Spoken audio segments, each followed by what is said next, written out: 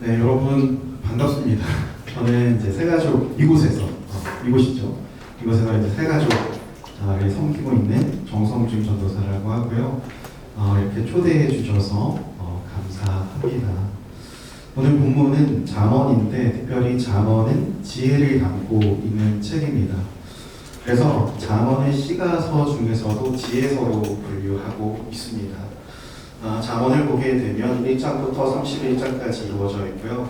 오늘 본문 16장을 보게 되니까 오늘 말씀이 정중앙, 그러니까 잠언의 정중앙에 위치한 것뿐만이 아니라 그 내용이 인생의 지혜를 담고 있다, 이렇게 표현할 수 있겠습니다. 잠언이 말하는 지혜는요, 두 가지로 정의할 수 있습니다. 첫 번째로 잠언에서의 지혜는요, 관계에 관한 지혜입니다.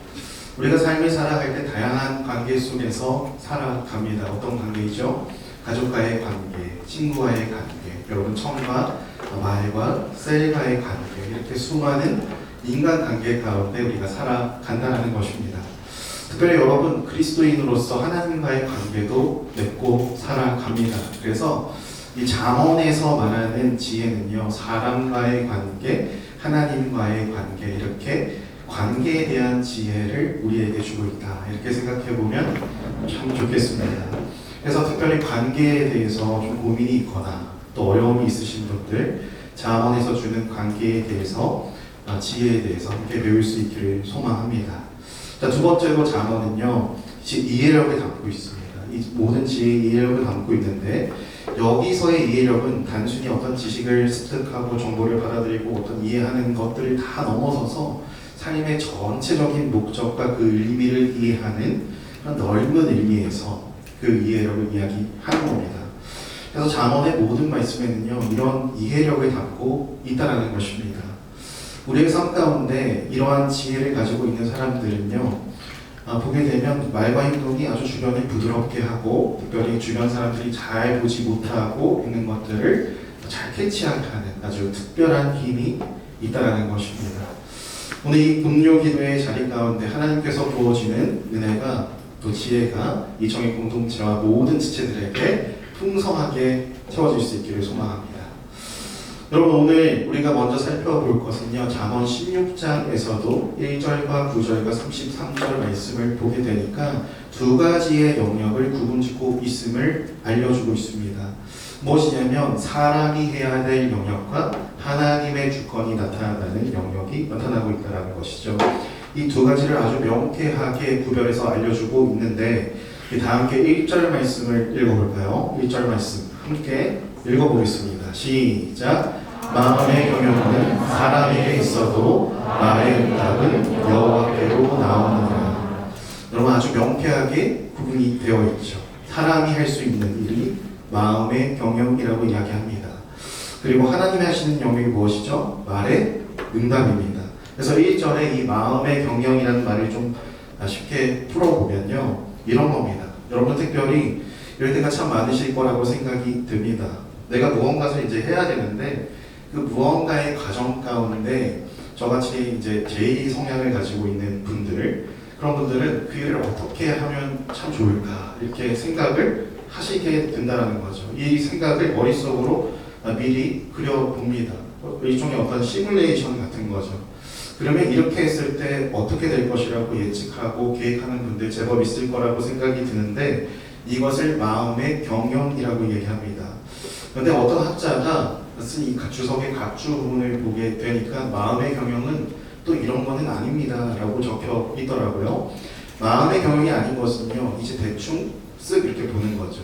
우리가 무언가 시작을 하기 전에 어떤 객관적인 의견을 모아보고 생각해보는 단계, 영어로는 어떤 브레인스토밍이라고 하죠. 그런 단계도 마음의 경영은 아니라는 것입니다. 그러니까 정말 상당히 구체적인 어떤 마음의 생각이나 꿈을 우리는 마음의 경영이라고 이야기할 수 있다는 것이죠. 그런데 마음의 경영이 누구의 역할이라고요, 여러분? 사람의 역할이라는 것입니다. 그런데 다시 오늘 1절 말씀을 보게 되면 마음의 경영은 사람에게 있어도 말의 응답은 누구에게 있다고요? 여호와 하나님께 있다, 이렇게 얘기합니다. 여러분, 말의 응답이라는 말을 우리가 이제 어떤 입술로 생각할 수 있잖아요. 근데 이 말의 표현을요, 약간 비유적으로 생각해 보면요, 우리가 앞에서 마음으로 생각하고 이렇게 품고 있는 상당히 구체적인 그런 마음들, 경영들이 말의 응답이라고, 마음의 경영이라고 이야기했습니다. 그렇죠? 근데 말의 응답이라는 건 무엇이냐면 마음의 경영이 구체화되는 과정을 이야기합니다.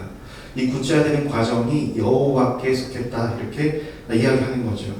여러분이 여호와께 속했다, 하나님께 속했다라는 말이 체감상 당연한 거 아닌가 이렇게 생각할 수 있는데 사실 우리가 이것만 생각해 보면요 굉장히 감사한 일이라고 이야기할 수 있습니다. 왜 그럴까요?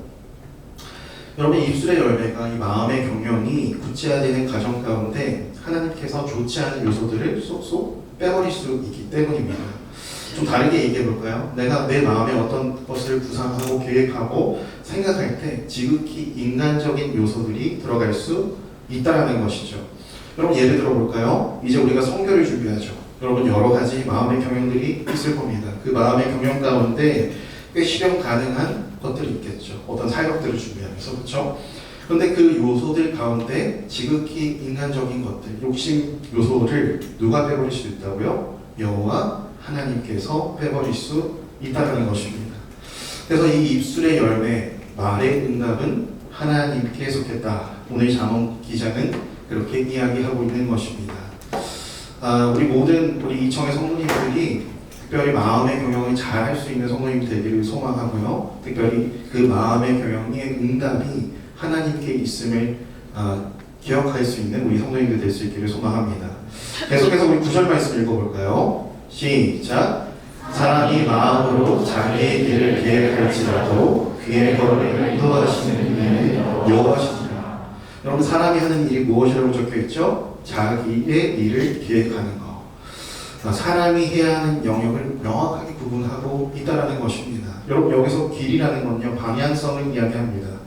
우리가 어떻게 행동할 것인가에 대한 어떤 구체적인 매뉴얼들 이제 정리해 둔 것들을 이야기하는 거죠. 영어로는 플랜입니다. 아주 구체적인 플랜, 어떤 액션, 자기의 길을 계획하는 것으로 이해하면 되는데 이것도 사람이 하는 영역이라고 얘기하고 있는 것이죠. 여기서 방향성이라는 말이 굉장히 중요합니다. 예를 들어서 우리가 차를 운전할 때 초행길이에요. 그래서 어디가 어딘지를 잘 모를 때 우리는 내비게이션을 켜고 목적지를 입력하게 됩니다. 근데 여러분 목적지를 잘못 입력하게 되면 어떻게 되죠? 엉뚱한 곳으로 가게 되는 것입니다. 제가 이제 동산교회 처음 왔을 때 이제 내비게이션을 이렇게 동산교회를 치니까 안산 동산교회가 처음에 있지 않더라고요. 무슨 딱 내비를 보니까 무슨 동산교회 다 이렇게 되어 있습니다. 그래서 초행길고 막 이렇게 정신없이 막 이렇게 하다 보니까 제가 안산에 한 번도 오지 않으니까 목적지를 잘못 입력한 거예요. 그래서 그날 정말 빙빙빙 돌아가는 겁니다. 제가 김포에 살거든요. 김포에서 시흥까지 왔다 갔다 막 이렇게 하다가 안산까지 온 그런 기억이 있습니다.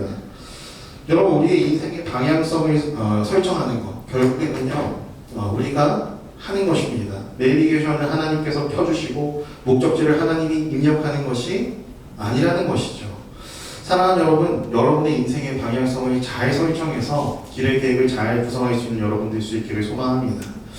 다시 오늘 9절 말씀을 보게 되면 하나님이 하시는 역할이 나와 있죠. 그것이 무엇이냐면 발걸음을 인도하시는 이가 누구시라고요? 여호와 하나님이시다라고 표현하고 있는 것입니다.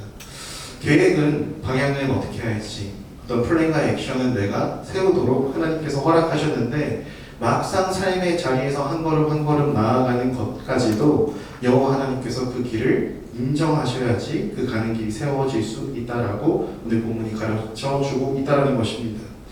마치 이런 것입니다. 어떤 길을 가기 위해서 내비게이션을 켜고 목적지를 잘 입력했어요. 근데 목적지로 가는데 갑자기 예상치 못한 어떤 문제가 생겨버리는 것입니다. 여러분 제가 지난주 금요일 날 아침에 전체 교역자 회의가 있다고 들었습니다. 그래서 이제 교회에 다 도착한 거예요. 부랴부랴 왔습니다. 주차장 진입로로 돌아오다가 어떤 성도님 차와 추돌했습니다. 사고가 났습니다. 이제 사고 처리를 막 했어요. 보험 부르고 막 뒷수습하고 이제 막 늦게 헐레벌떡 사무실로 들어오니까 여러분 글쎄 회의가 없어졌다는 거예요. 그래서 새벽에 회의가 없다고 문자가 왔다라는 거예요. 그래서 저는요 제 마음 어땠을까요, 여러분? 이런 친구들 이랬겠죠. 저는요 그 사고 난 거에만 집중하고 있는 겁니다. 여러분, 오늘 본문에서 발걸음을 인도하신다는 뜻이요, 저로 생각하면요 계획에 전혀 없었던, 어쩌면 없었으면 했던 그 사고가 났는데 결론적으로 어찌저찌 막 해서 목적지에 도착은 한 겁니다. 이런 거죠. 내 삶 가운데 어떤 길을 가다가 좌충우돌 어떤 일이 생겼어요. 근데 어찌 되었던 그 과정 가운데 내가 전혀 생각하지 못한 일들이 생겨서요 목적지에 도착하는 것, 이것을 발걸음을 인도하시는 하나님의 역할이다, 이렇게 이야기할 수 있다는 것이죠. 사랑하는 여러분, 한번 잘 생각해 보시기를 바랍니다. 창세기를 보면요 요셉이 등장하죠. 요셉은요 하나님이 주시는 꿈을 꿉니다. 그런데 그 꿈대로 그가 형통한가요? 그렇지 않다라는 것이죠. 분명 그 꿈의 내용대로라면요 그가 형통해야 됩니다. 당장 총리가 돼야 됩니다. 그런데 형제들이 그를 애굽에 팔아 넘기지 않았다면, 그가 어떤 보디발의 집에서 고발당해서 감옥에 있는 세월이 있지 않았다면 그가 총리가 될 수 없었다라는 거죠. 그 길, 그 발걸음이 인도하시는 거 누구라고요? 여러분, 반응 좀 해주세요. 하나님이라는 거예요. 하나님. 결국 우리가 할 수 있는 일이 많이 있지만 최종적인 것은요 하나님이 그 발걸음을 인도하셔야 올바른 길로 갈 수 있다는 가르침을 기억할 수 있는 여러분 되기를 소망합니다. 계속해서 33절 말씀을 읽어볼까요? 시작. 제비는 사람이 오나 모든 일을 작정하시는 여호와께 있느니라. 이번엔 사람이 할 수 있는 일 뭐라고 이야기합니까? 제비를 뽑는 거. 여러분, 이 말씀을 봤을 때 이렇게 현대되고 바쁜 현대인의 삶 가운데 무슨 제비를 뽑아? 이렇게 생각할 수 있겠죠. 근데 여기서 제비를 뽑는다라는 의미는요 이렇게 생각해 보면 좋겠습니다. 우리가 이제 무언가를 결정해야 되는데 이렇게 가야 될지 저렇게 가야 될지, 어떤 게 옳은 일인지 잘 모르는 거예요. 마치 이런 겁니다. 내가 어떤 목적지를 향해서 이제 빨리 가야 되는 거예요. 그래서 운전 전에 내비게이션을 켜고 가야 되는데 카카오, 티맵, 네이버, 차량 내비게이션이 다 각자 다른 길을 안내하는 겁니다. 그런데 결정은 누가 하죠? 하나님이 하시나요? 하나님이 야, 얘야, 너 이번엔 카카오로 가라. 얘야, 너 이번엔 티맵으로 가라. 이렇게 말씀하시나요? 이렇게 말씀하시나요? 혹시라도 그러신 분이 있으시면 저랑 같이 이따가 긴밀한 시간 생각이 필요해 보이죠? 노라는 겁니다. 아니라는 거예요. 내가 결정하는 거예요. 내가. 그쵸? 내가 내리는 결정을 제비뽑기에 비유한 것이라고 이해해보면 좋겠습니다. 여러분, 사람이요 마음으로 구상도 합니다. 그렇죠? 그리고 실제로 이렇게 해볼지 저렇게 해볼지 계획도 막 세웁니다. 그런데 결국 결정하는 시기가 오면 누가 해요? 내가 한다는 거죠. 내가 하는 거. 그것까지 사람이 해야 될 영역이라고 이야기하는 거죠. 어떤 분들은 참 결정을 잘 못 내리죠. 어떤 결정장애라고 해야 하나요? 그래서 몇 년 전에는 이런 것들에 대한 어떤 흥미를 유발하기 위해서 밸런스 게임이라는 것이 등장했는지도 모르겠습니다. 예를 들어서 이런 겁니다. 짜장면이 좋아? 짬뽕이 좋아? 물냉이 좋아? 비냉이 좋아? 이런 거죠. 지금 생각하시면 안 됩니다. 이거예요. 어쨌든 이런 질문을 했을 때 짜장면을 만약에 내가 선택했어요. 그거 하나님이 선택해 주셨나요? 아니라는 거죠. 내가 선택한다는 것입니다. 하나님께서 그것까지 결정해 주지 않는다라는 겁니다. 여러분, 성경을 보게 되면 야곱이라는 인물이 등장합니다. 이 야곱이요 형에게 쫓겨가지고 이제 외삼촌 라반의 집에서 일을 하게 됩니다. 근데 거기서 정말 어여쁜 여인이 있는 거예요. 라헬이라는 여인이 있었습니다. 그래서 그 여인을 얻기 위해서 오랜 시간 이 삼촌 라반의 집에서 일하기로 결정을 합니다. 그 세월이 무려 20년이에요. 20년 동안 일하는 거죠. 그런데 그 일을 결정한 거 하나님이신가요? 아니라는 거죠. 야곱이 결정했다라는 것입니다. 오늘 잠언 기자는요, 이 결정하는 것까지 사람의 영역이라고 이야기를 합니다. 그런데 33절 말씀을 다시 보게 되면 하나님이 하시는 일에 대해서 말하기를 모든 일을 작정하는 이가 누구라고요? 여호와 하나님이시라는 거예요. 그래서 여기서 작정하다라는 표현을 제가 찾아보니까 최종적인 심판, 어떤 결정을 이야기합니다. 그래서 여기서 작정이라는 말은요, 법원에서 법관이 최후 판결을 내릴 때 공의롭게 판결한다라는 뜻의 용어가 쓰이고 있습니다. 그래서 33절이 우리에게 말씀하고 있는 것은요, 우리가 무언가 결정을 내릴 때 옳은 일인지 그른 일인지 이게 맞는지 저 길이 맞는지 모를지라도 사람이 결정할 수 있을 때 결정해야 한다는 것입니다. 혹시 여러분 가운데 어떤 결정장애가 있으신 분도 있을 수 있을 것 같아요. 그런데 여러분이 그럴 때도 결정할 수 있을 때는 어떻게 된다고요? 결정할 수 있어야 된다는 겁니다. 오늘 본문은요, 우리가 인간이 결정하는 것까지 사람이 해야 할 어떤 책무라고 이야기하고 있고요. 그 결정을 통해서 역사하시는 것이 바로 하나님이라고 이야기하고 있는 것입니다. 여러분, 우리가 자주 범하는 오류가 무엇인지 아십니까? 이런 거죠. 우리가 어떤 일을 할 때 예를 들어 볼게요. 시험 기간에 시험 공부 하나도 안 하는 거예요. 탱자 놀다가 이제 아유 하나님이 해주실 거야. 하나님이 지혜 주시겠지. 하나님이 그 순간만 아주 나를 똑똑하게 해주셔가지고 그 문제에 대한 정답 결정도 하게 해주시고 그렇게 하시겠지. 나는 하나님 믿으니까 은혜로 100점이야. 이렇게 생각하는 오류요. 여러분 정말로 그러십니까? 아니라는 거죠. 근데 이런 단편적인 오류를 놀랍게도 우리는 인식을 하고 있다는 거예요. 이게 잘못되었다, 뭔가 잘못됐다는 것을 인식은 하고 있습니다. 그런데 여러분, 이런 단순한 오류가 우리의 삶 가운데 깊은 곳까지 있다는 거예요. 그래서 인생에서 어떤 중요한 어떤 결정 가운데 그 결정은 하나님께 맡겨요. 하나님 해주세요. 이렇게 합니다. 그런데 그 결정 누가 내려야 된다고요? 내가 내려야 된다라는 것입니다. 그 결정이 하나님이 역사하신다라는 거죠. 여러분, 하나님은요, 요셉에게 꿈을 보여주셨죠. 근데 이 요셉이 형들에게 막 호들갑 떨면서 막 이야기하기 시작합니다. 꿈에 대해서 막 얘기해요. 자랑하면서 얘기합니다. 근데 그거 누가 한 거예요? 요셉이 한 겁니다. 그 이후의 일들, 요셉이 막 얘기해서 그 이후의 일들을 통해서 하나님께서 역사하신다는 것이죠. 분명히 사람이 해야 될 영역과 하나님이 하시는 영역이 있다는 지혜를 오늘 본문이 얘기하고 있는 것입니다. 우리가 오늘 본문 1절, 9절, 33절 말씀을 보았는데 그럼 이제 이 세 가지를 다시 두 가지 영역으로 정리해 보겠습니다. 여러분, 사람이 해야 될 영역이요, 마음의 경영, 길의 계획, 제비뽑기입니다. 반대로 하나님이 하시는 영역은 무엇이죠? 응답, 인도, 작정이에요. 직접 응답, 인도, 작정.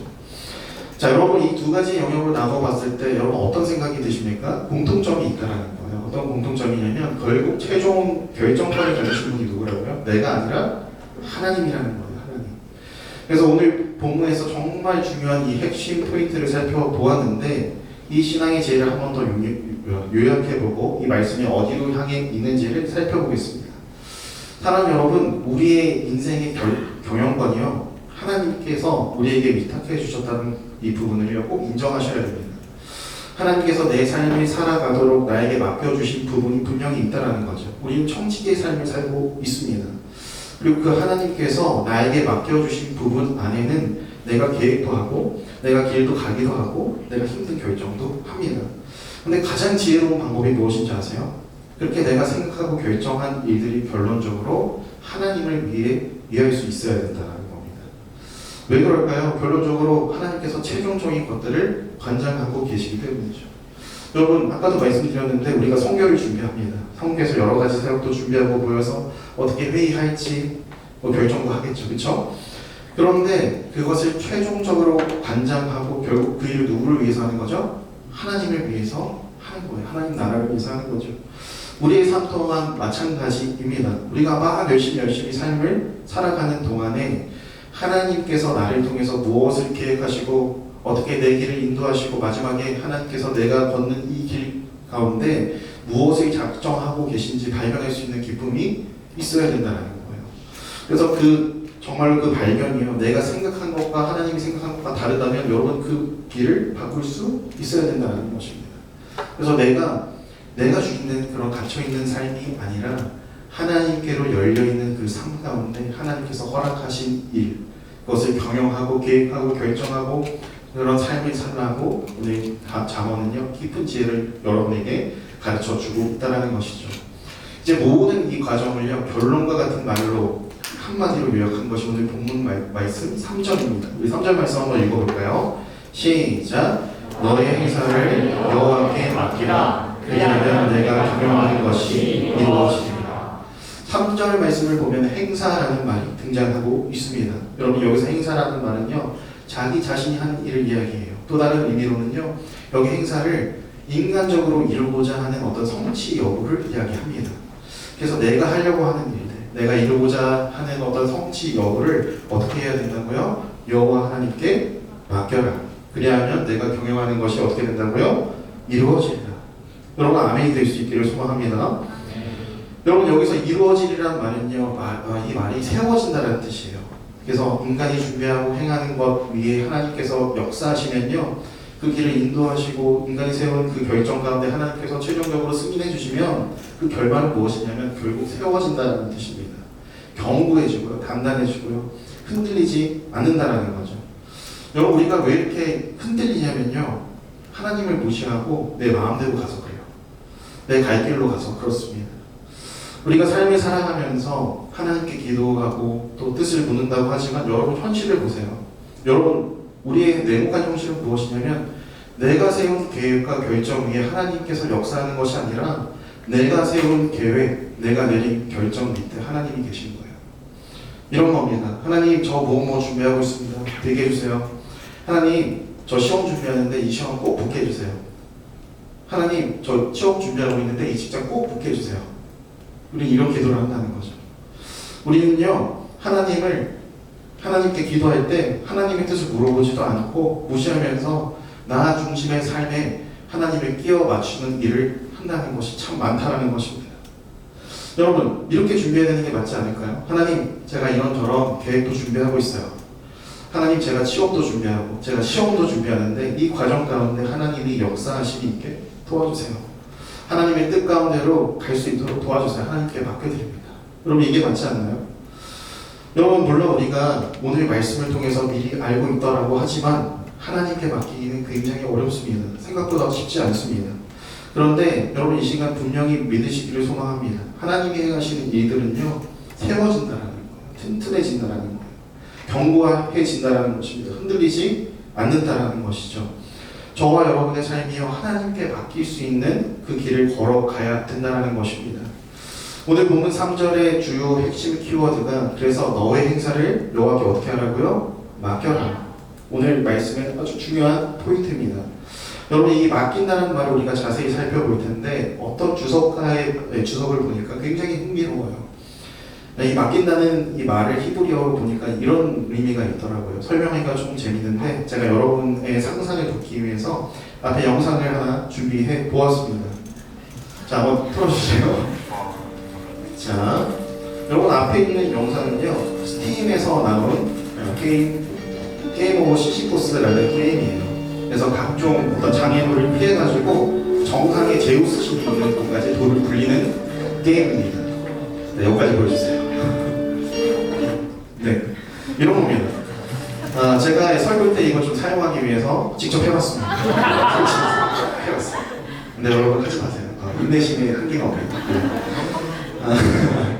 아무튼 여기서 맡기다라는 이 말이요 영상에서 같이 돌을 굴린다는 뜻이에요. 돌을 막 굴린다. 그래서 이제 여러분 한번 생각해 보는 거예요.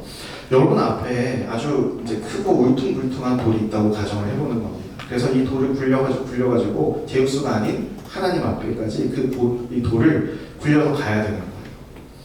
그러면 이제 이 돌이요 여러분의 인생에서 가장 무거운 짐이라고 뭐 어떤 걱정이나 고민들이라고 가정을 해보는 거죠. 돌을 하나님 앞에 옮겨야 되는데 이 돌을요 계속 들 수는 없어요. 너무 무거워서 때로는 들었다가 놨다가 어떤 굴렸다가 하면서 가야 되는데 가장 힘 안 드는 방법이 무엇이냐면 굴려서 가는 거예요. 굴려서 하나님 앞에다 가져다 두는 거, 이런 의미가 여기서 맡기다라는 뜻입니다. 더 재밌는 건 무엇이냐면 이 히브리어 언어 속에 돌이 굴러갈 때 소리가 나는 것도 포함하고 있다는 거예요. 여러분 이 돌을 굴려다 보면 어떤 소리가 날 것 같으세요? 제가 준비했습니다. 한번 틀어주실래요? 뭐 이런 소리 여기가 나겠죠. 좋습니다. 여기까지. 자, 여러분 우리말로 하면 의성어예요. 뭐죠? 덜커덕 지금 어디그덕쿵 뭐 이런 소리 나겠죠. 이 굴러가는 돌의 모습을 설명하는 것 이거입니다. 근데 이런 소리도 포함하고 있다라는 거죠. 그래서 우리가 하나님께 맡겨드릴 때 내 인생의 무거운 짐, 어떤 근심, 걱정, 소원을 굴려서 가져다 놓아야 되는데 그 소리가 좀 큰 소리가 나는 거예요. 여러분 여기서 중요한 건 무엇이냐면 돌을 굴려서 가는데 소리가 날 수밖에 없어요. 계속 소리가 날 수밖에 없습니다. 여러분의 인생에 무거운 짐들을 하나님께 맡길 때 어떤 슬그머니, 조용히 아무도 모르게 쓱 맡긴다고 생각하면 여러분 큰 오산입니다. 때로는 너무 힘들어가지고 목소리도 나야겠죠. 그리고 힘겹게 이거 굴릴 때 애쓰는 소리도 나야겠죠. 너무 힘드니까 누가 좀 도와달라는 그런 소리도 나야 된다는 거예요. 그래서 하나님 앞에 맡겨드릴 때 베드로전서 5장 7절의 말씀과 같이 하나님 앞에 그냥 다 맡겨버리는 거예요. 너의 영역을 하나님 앞에 맡겨버려요. 무슨 일이든지 하나님 앞에 확 맡겨서 이 돌이 굴러가는 큰 소리가 나도록 맡겨라 라는 것을 오늘 16장 3절 말씀이 이야기하고 있다는 것입니다. 하나님 앞에 맡기는 무엇을 다시 표현하면 너의 행사를, 내가 하는 모든 일들을, 내가 인간적으로 이루고자 하는 모든 성취 여부를 하나님께 확 맡겨버리라는 것입니다. 하나님 앞에 삐그덕 찌그덕 쿵 이런 소리가 나는 모습이라도 괜찮으니까 하나님 앞에 이것을 이끌고 굴려가서 맡기는 그때 내가 경영하는 것이 어떻게 된다고요? 이루어지리라. 하나님께서 그것을 이루리라. 오늘 잠언 기자가 우리에게 이야기하고 있다는 것입니다.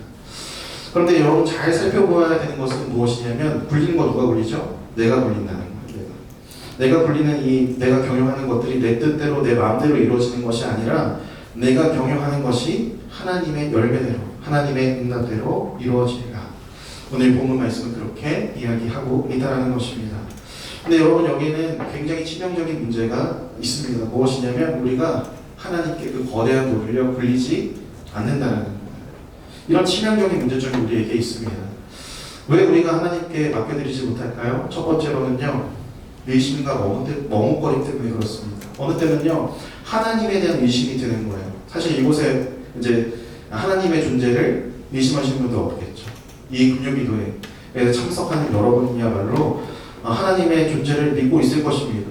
그런데 여러분, 하나님께 맡겨드리는 것에 대해서 자기도 모르는 의심의 삭이 튀어오를 때가 있다는 거예요. 어쩌면 내 힘과 내 능력으로 의지할 때가 더 많은 거죠. 뿐만 아니라 머뭇거림도 있습니다. 이거까지 맡겨야 되나? 이런 것까지 맡겨야 되나? 말아야 되나? 뭐 이런 거. 그리고 과연 응답이 있을까? 그 머뭇거림이 의심으로 성장하기 시작한다는 거죠. 사랑하는 여러분, 이 청의 공동체가 의심과 머뭇거림이 아니라 하나님께 그 인생 맡길 수 있는 복된 하나님의 자녀가 될 수 있기를 소망합니다. 두 번째로는 영적 게으름입니다. 영적인 게으름. 내가 정작 하나님께 맡겨야 되는 순간에 그냥 내가 감당하고 말지, 뭐 그냥 기도는 무슨 다음에 하지, 뭐 이런 거. 여러분, 의심과 머뭇거림과 좀 다릅니다. 이게 굳게 되면요, 사탄이 역사하는 거예요. 그래서 아주 마음을 강팍하게 만드는 경우가 있다라는 것입니다. 사랑하는 여러분, 나의 행사를 나의 행사를 여호와께 맡길 수 있는 것이 옳은 줄로 믿으시기를 소망합니다. 자, 이제 말씀을 정리해 보겠습니다. 오늘 본문에서는요, 내가 원하는 거, 내가 즐거운 거, 내 마음에 합한 것들, 이런 것들이 하나님이 전혀 하지 말라는 어떤 뚜벅이 인생을 살라고 하지 않았죠. 우리 챗 GPT가 아닙니다. 그렇죠? 오늘 본문은 무엇을 해보라고 이야기했죠? 마음의 경영을 해라 라고 했습니다. 길의 계획도 세워보라고 했죠. 제비를 뽑는 결정 힘들지만 스스로 해봐라 라고 했습니다. 근데 생각해보면 그 일만 해도 바빠요, 안 바빠요? 바빠요.